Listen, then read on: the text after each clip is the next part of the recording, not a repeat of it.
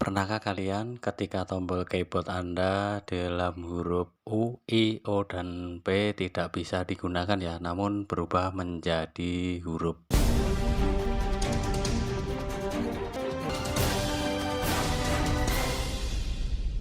Nah, caranya cukup mudah sekali teman-teman ketika huruf di keyboard berubah menjadi angka. Seperti angka U, I, O, dan P. Nah, caranya cukup mudah sekali teman-teman. Kita pilih FN. FN ini kita tekan bersamaan dengan F11 ya, nom. Kita tekan secara bersamaan seperti ini. Kemudian teman-teman coba kembali apakah sudah bisa. Nah, seperti ini.